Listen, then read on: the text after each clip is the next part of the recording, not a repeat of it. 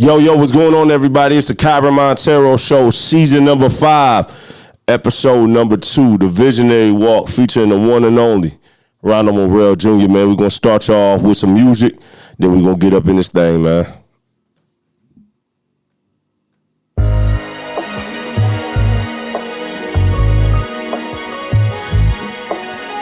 New album, Visionary, available right now. Visionary, building something up cause you a boss. Enduring all that comes with every win and loss. Sacrificing and believing, gotta pay the cost. Gotta keep your mind focused, it begins with thoughts. Visionary, I'm a visionary. Yes, sir.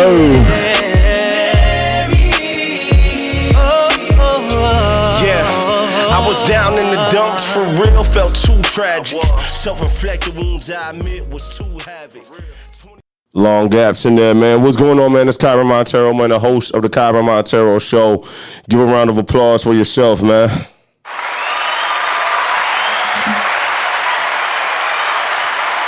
So, you know, when you got a real one on, man, we gotta do a little bit of storytelling real quick, man. So I remember it's about 2012. I'm going by the Messenger at the time. I'm booked for a youth conference, and it's this dude going crazy with this group, right? And so I see my homie Will Robinson on the keys. See my dude Damian Daniel up there, and some other cats that I knew. Now I see a familiar face. We knew each other, but we ain't know each other. And so I needed a drummer at the time, and I'm like, man, homie is cold. So I approached him, and he became a drummer, and ever since then, real friendship came together. And since then, we've been locked in, man, and seen each other's different levels, the highs and lows, and been through the trenches and the ups and downs, man. So I'm here on the show to welcome the legendary, the visionary innovator himself, currently Mayor Ronald Morrell Jr. Man, round of applause, man. Much love, man. I appreciate it, man. It's a great introduction, man. You approve of that? Yeah, it's good, man. You can run that back anytime you want. Thanks for having me on the show, man. So, man, when it comes to being a visionary, by the way, for the people watching, man, we are calling season 5 Vision Talk. Inspired off my new album in stores right now called Visionary. And one guy I know that is a visionary is yourself, right? And so I want to go back for a little bit. You've been around entrepreneurship and leadership your whole life, right? Your grandparents owns oldest black business in the city right now. In Marion, Indiana, Morrell's floor covering. You grew up in the church. So tell me, let's go back. Tell me how that upbringing brought you to where you are right now. Yeah, man. Wow, man. Shout out to my grandparents, all my family, man. Man. I mean, it's a lot of things that I'm very thankful for. You know, coming up. You know, obviously having very involved parents and grandparents on both sides of my family. Coming up around entrepreneurship, you know, so many lessons that I learned from my grandfather that I try to share as much as I can. But, you know, one thing that always stuck with me, you know, and he just told me the story again recently, so I'll share it now, is that when he graduated high school in 1962, you know, everybody was going to work at RCA at the time. So he said he did what everybody else did, you know, went and worked at RCA for a week, and they said he paid him $50 for a whole week. So what was minimum wage back then? Who knows? But he worked a whole week, RCA, made $50. Wow. And then he said that after that, he went and laid floor covering and made $50 in one day. And he said, I'm never going back to work again. So, I mean, that kind of motivation and that kind of lessons from that has been great, man. Then also, obviously, coming up in church is a big thing, too, man, that, you know, there's so much lessons and discipline and etiquette you learn from coming up in church that really can be transferred over to everything you want to do in life, man. So I'm very thankful for that upbringing and how they invested in me, and it's helped me become who I am today. Man, that's crazy.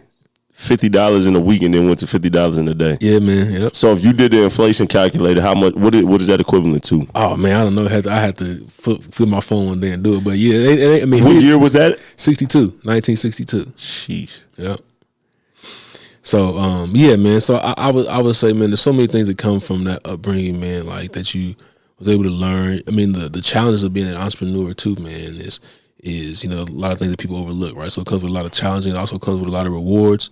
But all in all, man, I think that upbringing and that discipline and that knowledge base has really propelled me to be who I am and where I am today.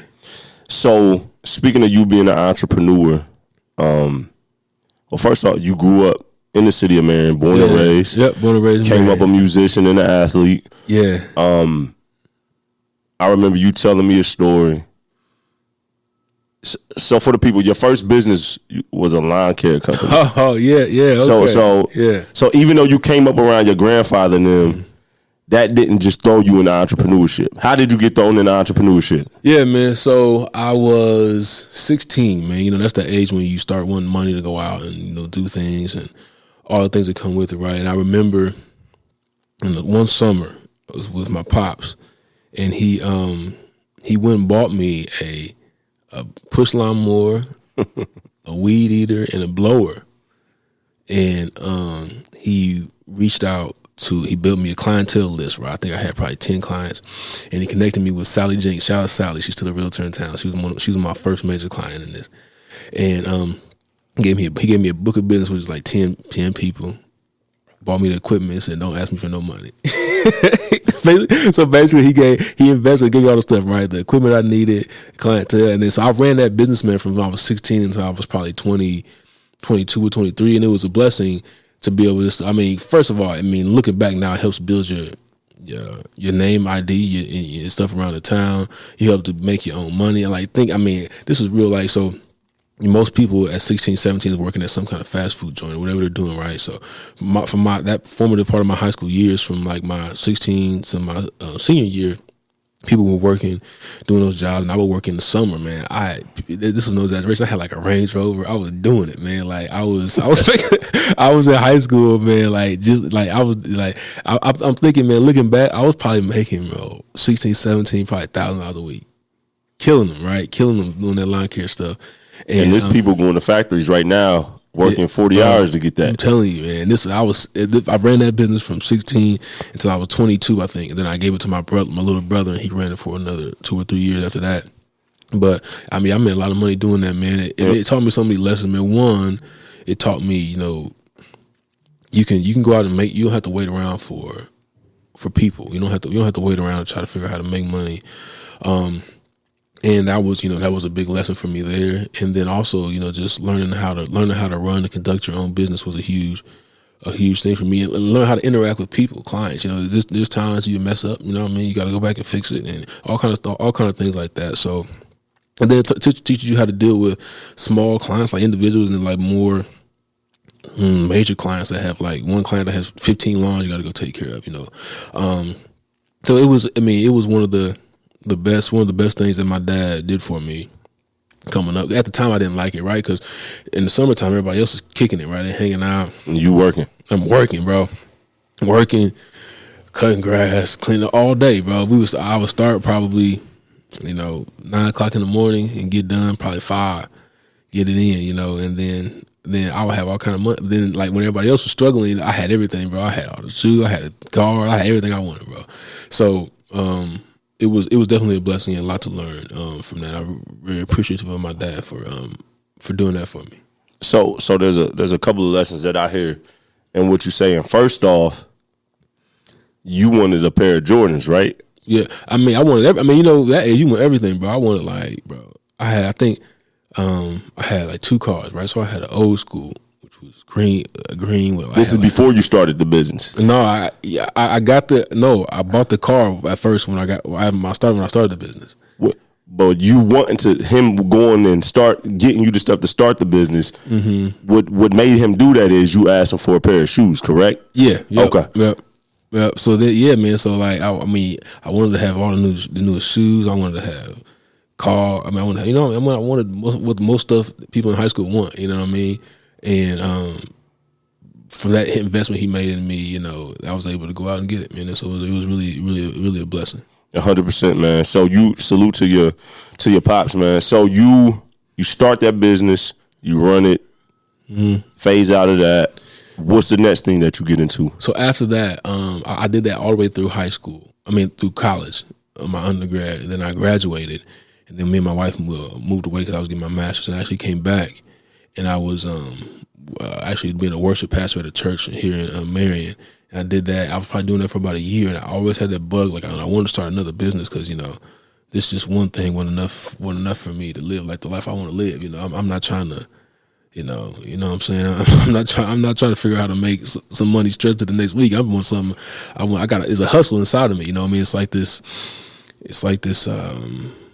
You know, it's this constant battle between being content and being hungry that I'm always facing every day, even to this day. Right? I'm always facing every day of this battle of contentment as well as this hunger for trying to push for what's next. Right? So, all that to say, while I was being a worship leader at the church, me and my wife got to go on we were married for 1 year at this time, so we went on a 1 year anniversary trip to Nashville, Tennessee. What year is this? This takes me to 2018, June 2018.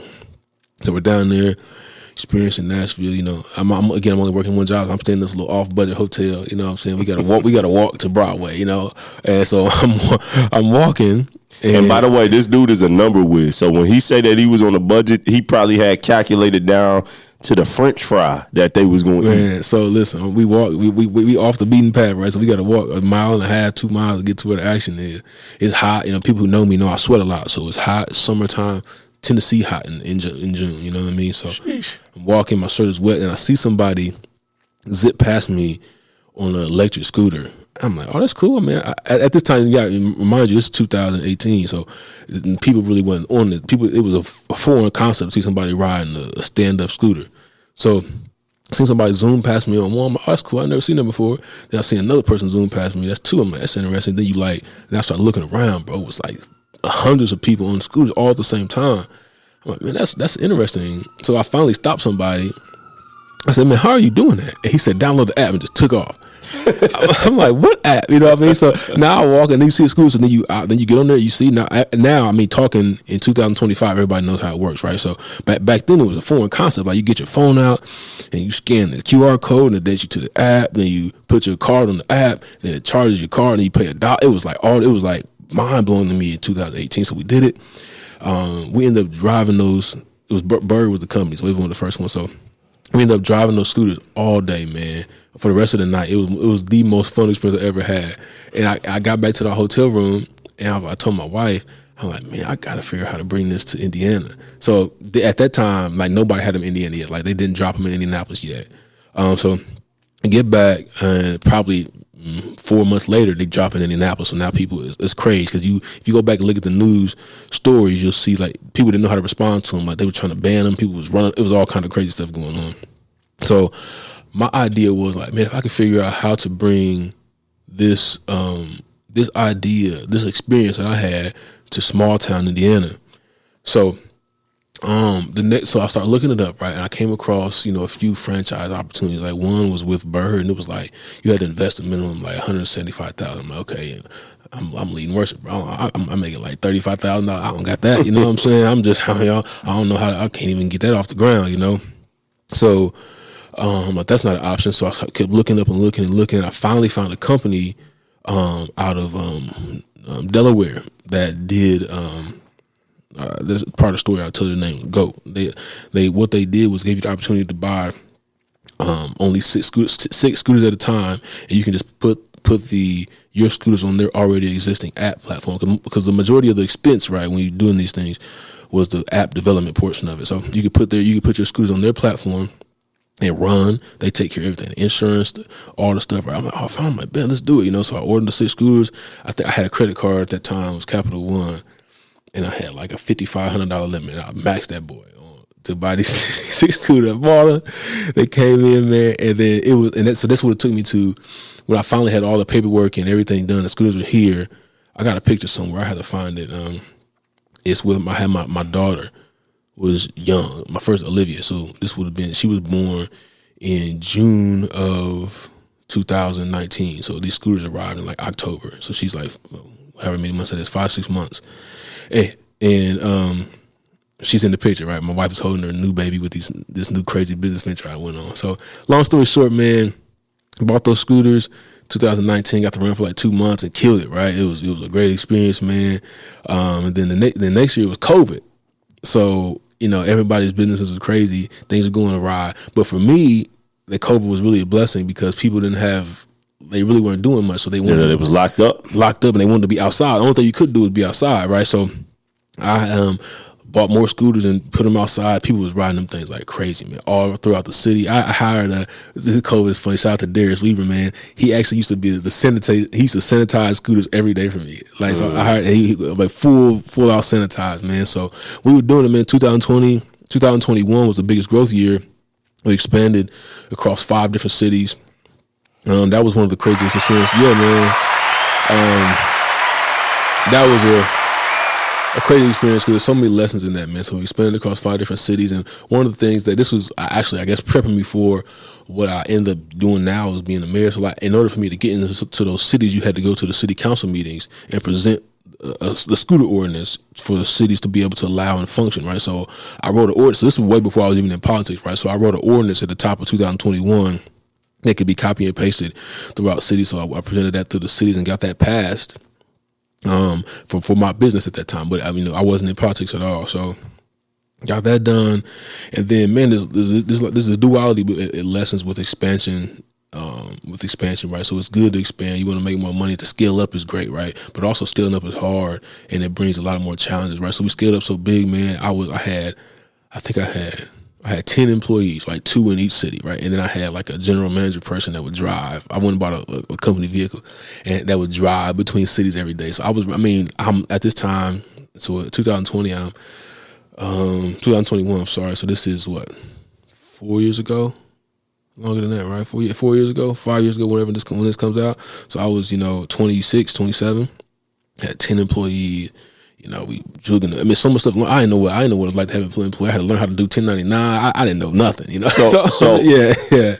So with that, you going back to the example of your grandpa made $50 in a week, laid floor, made $50 in a day. Said I ain't never doing this again. Yeah. Now you was making 30-something thousand a year, bro, and then talk about the transition from worship leader to entrepreneur. Man, there's so much lessons like that. This is gonna be a good show. I'm gonna do a lot of transparent stuff on here. So, when it was hitting like 2021, it was doing like I had months where I was doing like 25,000 a month. So you was essentially doing your full-time salary in a month, bro. In a month, yes, and but you had overhead out of that as well. Yeah, I mean, that's the thing to learn about business, right? You have overhead, you got taxes. I'll never forget. Like, I thought, because, with the business I'm in, I had to pay, like it's called motor vehicle rental tax and sales tax every month. So I'm thinking, okay, yeah, I'm paying taxes. This is the taxes I got to pay. And then, the end of the year get there, like, nah, you got to pay taxes on all the stuff. I'm like, I wasn't even thinking about that, So it's so many lessons. Well, even another mistake I just made when I was telling the story, I had subcontractors. I didn't have employees. I had 1099 subcontractors. So it's like all that different stuff to learn the language and how to file it. I ended up hiring an accountant that I still use to this day, like just trying to, because I was making so much money, I was getting nervous. I'm like, man, I ain't never had this, so I want to mess up, So then, all that to say, man, there's a lot of lessons in business and trying to scale and then taking hits, right? So I remember I told you I started off with a company that like I kind of joined into their platform, and that went south, man. One of the guys with a significant amount of money that I was supposed to get, I didn't get. And I almost closed, right? But then what I ended up doing is I reached out to an app developer and had our own app developed. So I had our own Morrell Scooters app, and it functioned like that. So that was such a big lesson, man. Because I'm skimming over a lot of it, but it's a lot of lessons in that. We're gonna go back. You good? Yeah, and then even then, so scaling up so much and then realizing that, this is too big to sustain, right? And so then now you got to reconcentrate on how to make it work. So how we ended up on the last leg of it is I got a contract with Ball State, which is a really cool situation too. So to Ball State University. Yeah. So how this worked out was I knew it would be a good place to be, and And it just so happened at the time. Now I think this is probably 2022, 21. This is really the big diversity, equity, including stuff was jumping high, you know. So I was like, hey, we gotta take advantage of how we get in where you fit in. So they were looking for they were you know, it worked out in my favor because, you know, they were looking for like a young, like a black person to do some business with. And it worked out, boom, got it going, and we was on the campus, but the only one doing it. And then that's what I mean, you know, that campus is big. It's like a city in itself, you know. So, I mean, it's such a blessing to do that, man. And it comes with challenges, man. You know, that business. I'll wrap it up on that business specifically, but that business is challenging because it's maintenance heavy, right? So you got to have constant equipment and constant capital reinvestment into it. So it's it was such a blessing to learn how to scale and all the different things that came that even paved the way for me to be able to engage politically now. Looking back, you know, I never would have thought I would be presenting stuff to city council. Even our local city council here, we still have a scooter ordinance on staff now. I mean, on the record now, because I guess this would have been 2019, maybe 2020, whatever, somewhere in that frame is when I presented it to our city council here. It got sent to committee. They had like 5 committee meetings about it, and I had to go and explain what it was, sell the vision, you know what I mean? Then eventually that ordinance got passed, right? So I was doing, now looking back, it's pretty crazy. I was doing a lot of political stuff before I was actually in the arena.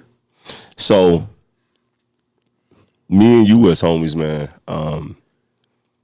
I think one dope thing about us is we able to hold each other accountable multiple areas, like men of God, husbands, fathers, entrepreneurs, young black men, the challenges we face in this world. So I've seen your grind up close and personal almost more than anybody has. I know the ugly, the good, the bad, and the in-betweens.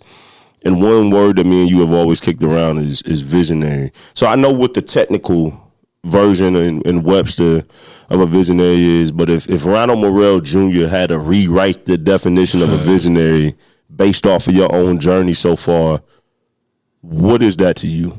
Man, so I would say a visionary is a blessing and a curse, man, because with a visionary, you're cursed with the ability, you're cursed with the pain of seeing something that's not there. But then you're blessed with the ability to be able to see things that aren't there. So visionary becomes something that is also, that's a blessing and a curse, right? So not everyone, if you're not called to be a visionary, you don't want it, right? Because you're pain. The reality is a painful experience, right? Because you can see something that, in my perspective, you know, God has given me this clear vision. You can see what it's supposed to be, but the reality is not that. So you're in a constant battle between the vision that you have, the vision that God has given you, and what the reality is around you. So to be a visionary is both a blessing and a curse, and it's something that, you know, as you lean more into it, you start to get more confident, right? But when you first realize you're a visionary, you can get put off as being crazy, you know, because I mean, I'll make it real life right now, right? So, Walt Disney was kind of crazy. Yeah, I mean, every visionary, I mean, you can get labeled as crazy, right? So for example, where we are right now, recording this, you know, I'm the mayor of Marion, and Hold up, pause. Yeah. Not only is he the mayor of Marion, but the truth of the matter is he's probably been the greatest mayor that this city has seen. He can't say this, so let me say this for him. In 2 years, all of 2024, currently the end of 2025, going into 26, this man has done and accomplished more in these 2 years than a lot of mayors prior to him had before in the city of Marion. And we're talking about this city is almost 200 years old, correct? As an organization, right? Yeah. And you're not just talking to somebody that's a friend. I'm one of 5 voting members of the Redevelopment Commission Board, which is a very highly confidential board in the city of Marion, and I'll be going on my 3rd year. So when I tell you that this dude is a true visionary, he is. Sorry to interrupt. Yeah. Oh no, man, I appreciate it, man. I appreciate it very much. Where we at right now is like this idea of building up. You know, I mean, there's no secret to what Marion has been through the last 25, 30 years, right? So now coming in and trying to build up something that people can't see, right? They don't believe, they don't know at this present moment that as we're investing, People get confused, right? Like, why are you investing X amount of $1 million? Why are these people coming in and spending tens of millions of dollars doing this and that? What we're building is something that presently seems dumb. I mean, you have to be honest with it, right? So, like, presently at the moment, to go and build a $7-8 million pedestrian bridge that's a concert venue seems it's dumb, right? It's very audacious and a dumb idea if you look at the present moment. But when you encompass the entire vision of everything that's going on and able to see how all the puzzle pieces play together before someone who's not a visionary sees it, then it makes sense. But to the natural eye at this exact moment, a lot of these ideas seem like they don't make sense. And that's so question, because you're a man of faith. Where does part of being a visionary is taking risk, stepping out on faith, right? Yeah. So what level of faith and risk tolerance do you have to have? Because you've done it as an entrepreneur. Now you're doing it on a political level. Yeah. And you piss people off either way. Yeah. You know what I'm saying? You make people mad. Mm-hmm. You don't please everybody. So especially with you being a mayor right now. Yeah. I would say, man, from a risk, like a risk profile, risk tolerance, my risk tolerance is through the roof, man. Like I got a high risk and high stress tolerance, right? But explain what risk tolerance is for people that don't know. I mean, some people get very uncomfortable if they split like this. So say you got 1099 subcontractors and they all got to get paid on Friday, and they already agreed. So you owe, all together you owe everybody $5,000. At this moment, you might only got $2,500. And you only got 2 days to get the. So then, this is real, right? So you got to hit that. 100%, yeah. You got to hit that payroll on Friday, or these people gonna be mad, right? So, and it's Wednesday, you only got $2,500. So, in these next 2 days, your business got to hustle up, minus all the fees and taxes, everything. Your business got to hustle up an additional $2,500 to be able to pay everybody. That is when your back against the wall. It's some people crumble in those situations, right? But me, I have a very high risk tolerance, to be able to deal with that. But I mean, again, from a faith perspective, like you gotta have faith to be willing to be a visionary anyway, right? Because if you don't believe, minimal, like put it like this, if you don't even believe in yourself, then nobody else is gonna believe in you. Like if I was going out here and trying to sell my vision, and I'm like, I really don't think it's gonna work, or kind of half-hearted, the people with the pockets to back you up aren't going to open up, right? So you got to have definitely faith in God for me, and also faith in yourself.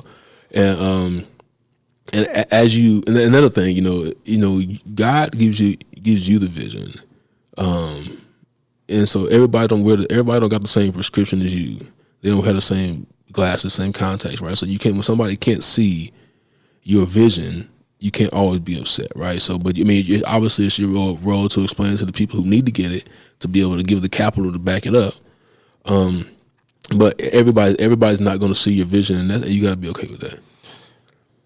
Man,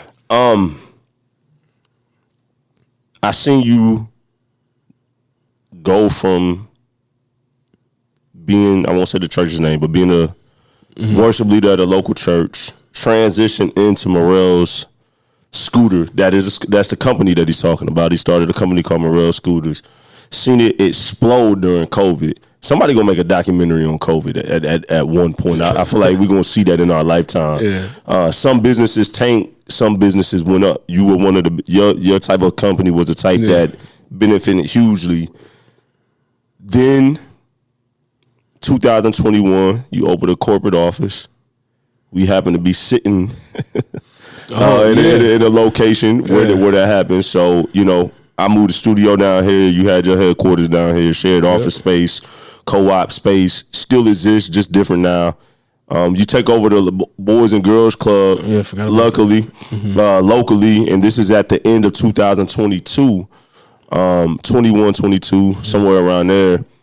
I remember us sitting down, and you said, "Bro, I think I want to run for mayor." Yeah, what a crazy idea, right? So, yeah, I don't think I've ever told the origin story of that, right? So this is the end of 2000. Please tell it. End of 2021. So I took over at the Boys and Girls Club. Biggest toy giveaway ever. Yeah, it all happened that same year. Yeah, that would have been. I think I took over at the Boys and Girls Club like August of 21.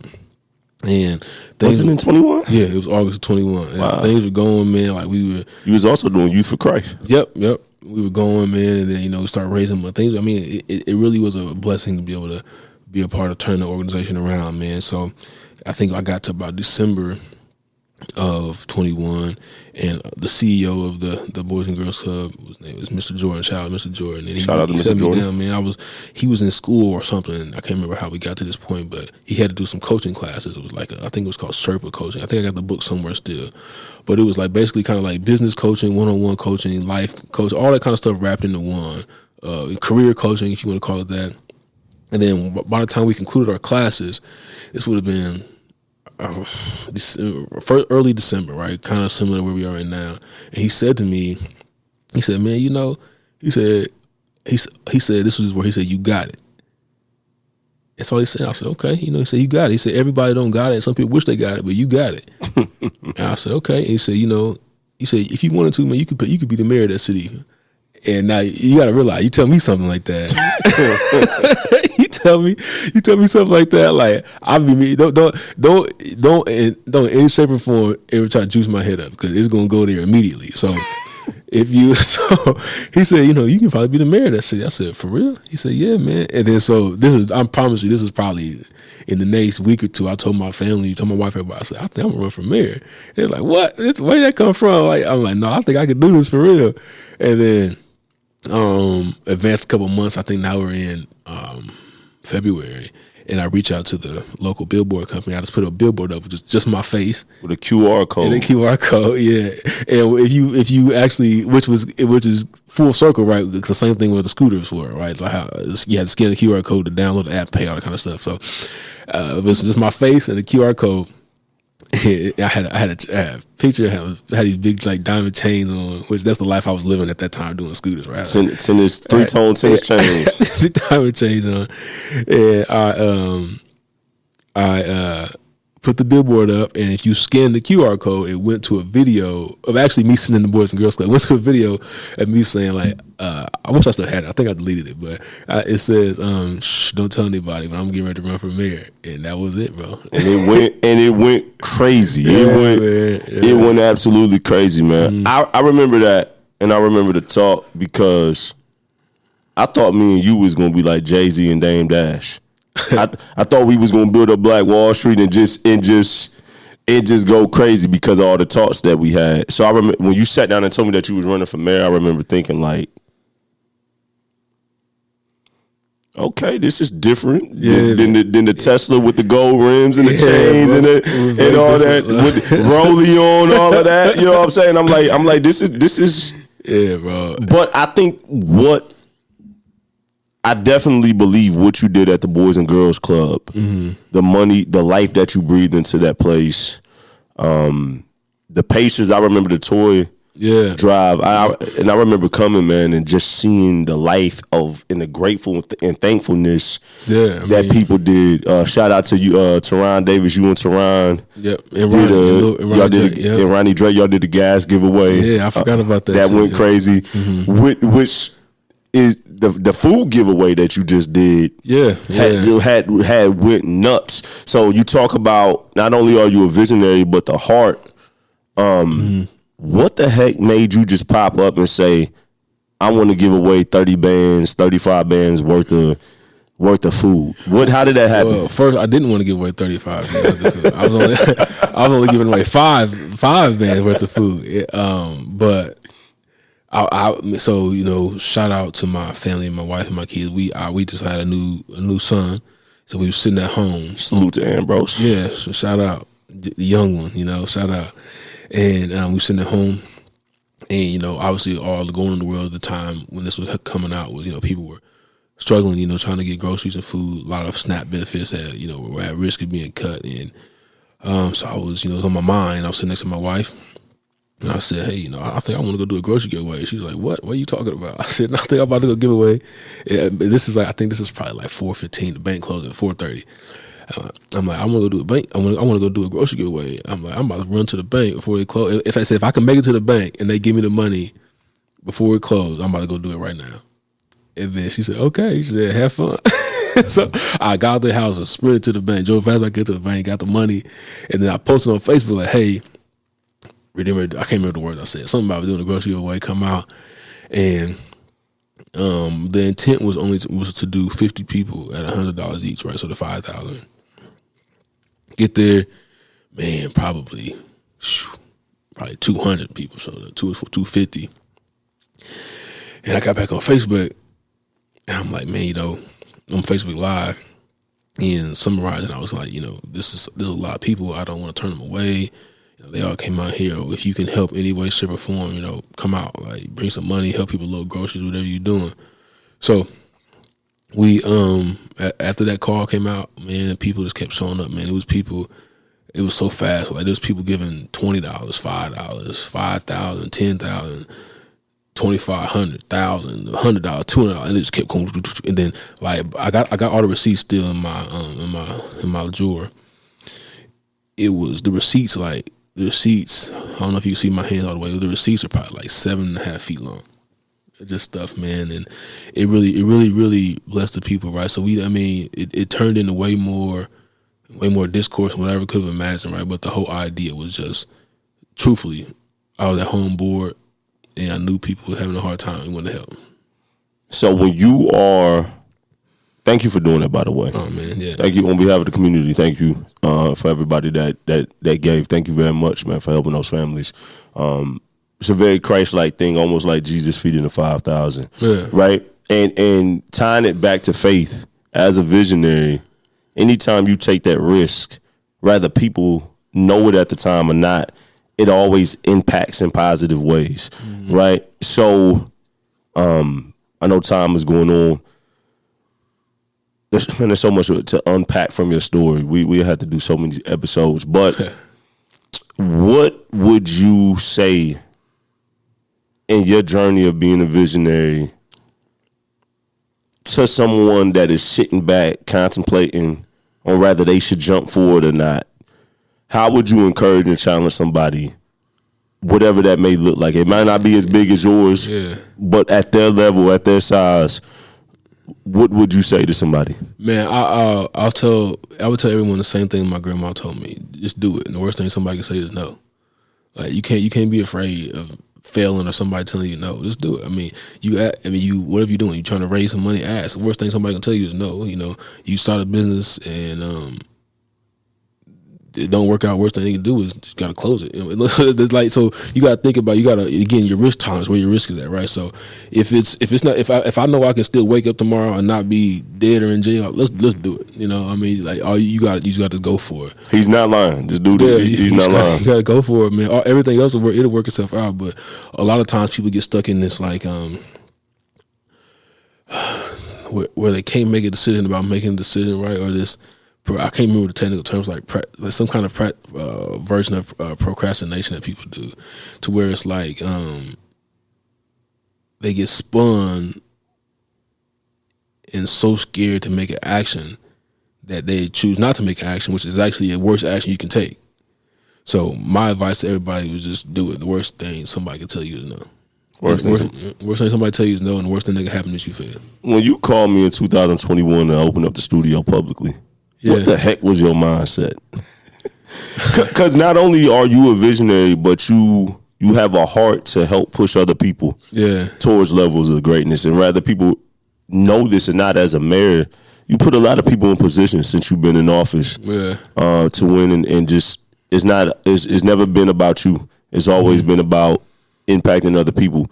Yeah. What is it about helping build other people up that you want to? Man, that's actually the most fun part, man. Because this job and being honest is not always the most fun. But one of the things that does bring me joy is bringing other people experiences, giving other people chances and opportunities. So everyone, and there's no matter what level of business that people are functioning in, right? Or whether, even if it's not business, whether it's just somebody needs help. If you starting up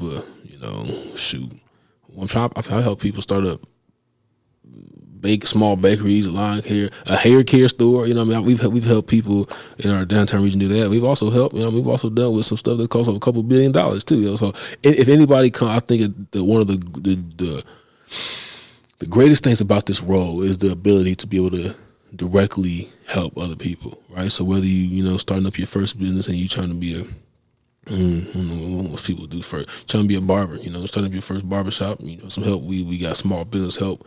We got a team, shout out Joe and Chuck and everybody that's on the economic development team. We got people that walk you through it. Or if you got a company that's trying to come to the city and you want to invest a couple $1 billion and you got 300 and 400 employees, same people. We're there right there. And that's the one thing I do. I treat everybody the same, right? So whether you're somebody that's trying to come and invest billions of dollars or someone that's trying to make their first dollar, we're doing everything we can to make sure you succeed in our city. That's brilliant, man. To wrap things up, man. How does a visionary help impact the future of people around them?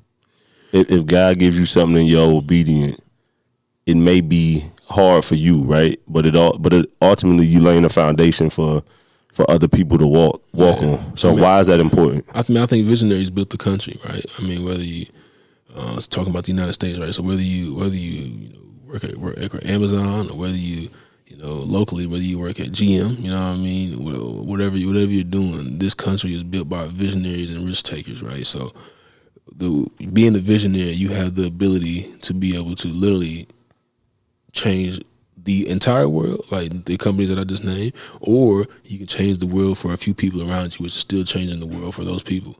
So visionaries literally have the ability and proven to be able to change the whole entire world. Can anybody be a visionary, or is it specific people? No, I think anybody can do it. You just have to be willing to accept that burden. Again, going back to being the blessing and the curse. Don't ask, pray, whatever you do, whatever you believe in. Don't ask to be something that you don't want the burden. You don't want the burden for.